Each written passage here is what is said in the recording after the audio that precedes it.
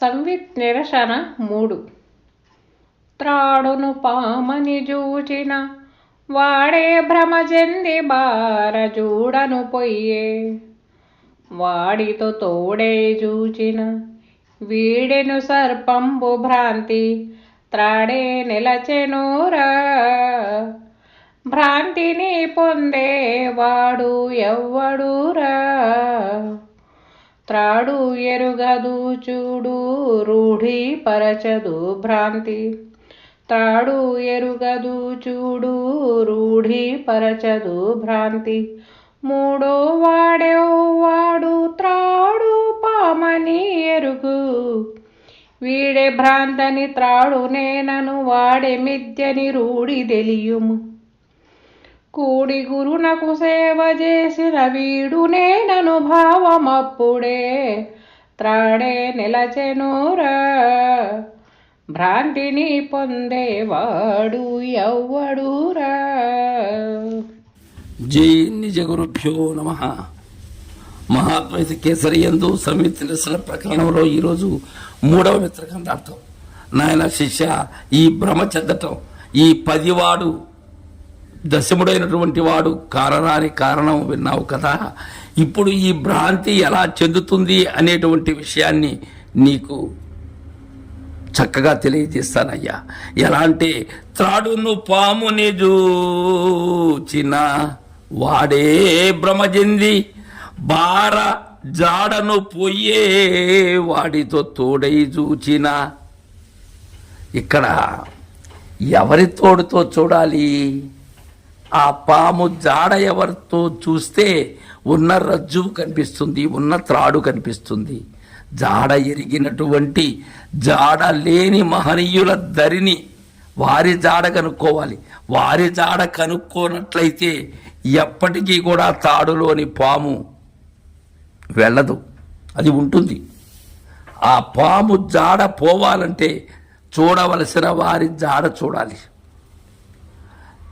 ఎవరైతే తాడులో పామును చూస్తారో తాడును చూడరు వాళ్ళు.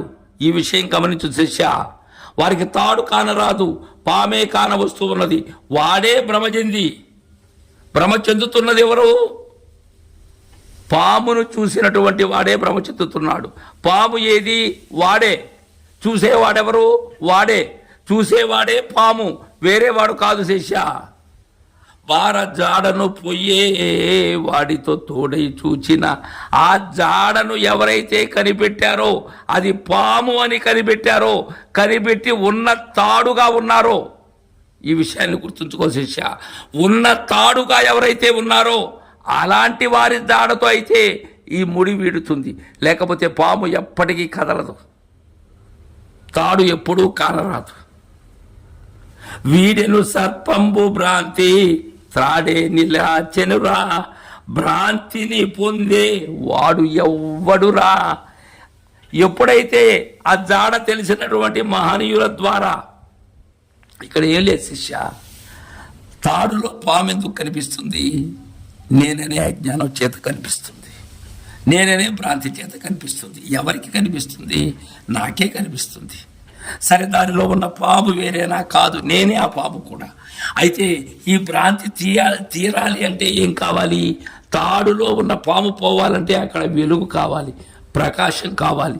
ప్రకాశం ఉన్నప్పుడు మాత్రమే ఉన్న యథార్థం ఉన్నట్లుగా గోచరం అవుతుంది. అలా కానట్లయితే అది ఎప్పటికీ నేను భ్రాంతి చెందిస్తూనే ఉంటుంది. అయితే అది వెళ్ళిన తర్వాత ఏముంటుంది? తాడే నిలుస్తుంది. అంటే ఉన్న పరిపూర్ణమే ఉంటుంది. దానిలో తోపింపబడినటువంటి నేననే ఎరుక ఏనాడు నిలవదు. సరే, భ్రాంతిని పొందేవాడు ఎవడురా? అక్కడ భ్రాంతిని పొందేవాడు ఎవరున్నారు? భ్రాంతిని పొందేవాడుంటే ఈ భ్రాంతిమైనటువంటి జగత్తు పాములాగా గోచరిస్తూనే ఉంటుంది. ఈ భ్రాంతి అయిన నేను అనే అహమనే పాదు, అది పోదు. ఎప్పుడైతే నీలో ఉన్న భ్రాంతి పోతుందో ఇక ఏమీ లేదు, నీతో పాటునే అది చెల్లు. త్రాడు ఎరుగదు చూడు రూఢి పరచదు భ్రాంతి. మూడో వాడు త్రాడు పామని ఎరుగు. త్రాడు ఎరగదు దేన్ని? సర్పాన్ని. ఎరిగే లక్షణం తాడుకు లేదు. దానిలో ఆధ్యారూపంగా వచ్చినటువంటిదే కానీ ఈ పాము దానిలో లేదది, తాడులో లేదది. ఈ సర్పమనే నేననే సర్పాన్ని చూసినటువంటి భ్రాంతి. రూఢిపరచదు తాడు, నేను తాడు కాదు అని చెప్పదది, నేను పాము కాదు అని చెప్పదది, నేను తాడును అని చెప్పదు. మూడో వాడెవడు తాడు పామని ఎరుగు. ఇక్కడ మూడో వాడెవడున్నాడు తాడు పామని ఎరిగేదానికి? గురు సూచనతో ఎరిగినట్లయితే నేను అనుకుంటున్న సర్పం రెండూ లేవు. ఇక మూడో వాడెవడున్నాడు? వీడే భ్రాంతని త్రాడు నేనను వాడే మిథ్యని రూఢి తెలియము. వీడే భ్రాంతనేటువంటి వాడు, దేనిలో? తాడులో తోచినటువంటి సర్పభ్రాంతి అనేవాడు. ఆ నేననేవాడే మిథ్యాస్వరూపుడు, అంటే లేనివాడు. ఇది రూఢిగా తెలుసుకోవాలి. తాడు పాముని చూస్తున్న నేను వేరు కాదు, పాము నేను ఒకటే అనేటువంటిది తెలియాలి. ఇదే సూత్రం ఇక్కడ. అలా కాకుండా తాడు పాము అది చూసేటువంటి నేను అనుకుంటే అది మళ్ళీ చల్లదు. పాము నేను ఒకటే. రూఢి గురులకు సేవ చేసిన వీడు నేనను భావం అప్పుడే వీడిపోతుంది.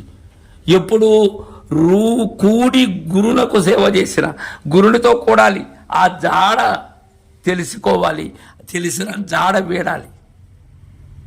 ఇక అక్కడ ఉన్నది తాడే, పాము రాదు, ఎప్పుడు రాలేదు. తాడులో పాము ఏ పుట్టలోకి పోదు, ఏ చెట్టులోకి పోదు. కారణం అది లేనిది కారా.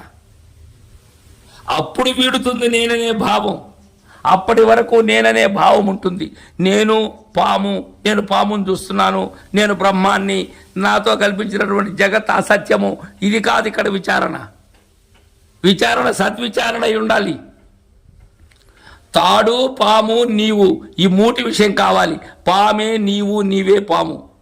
తాడుకు సంబంధం లేదు. ఇది తాడులో తోపింపబడింది. ఇది నేను కానీ నా ద్వారా నాకు దృశ్యంగా కనిపిస్తూ ఉండబడేటువంటి పాము కానీ అనేటువంటి విషయాన్ని సంయుక్త నిరసనలో ఈ జ్ఞాన మార్గాన్ని చక్కగా నిరసిస్తూ ఉన్నారు దుర్గానంద పంచదశి స్వాముల వారు. తరువాయి మిత్రకందార్థం రేపు ముచ్చరించుకుందాం. జై గురుదేవా.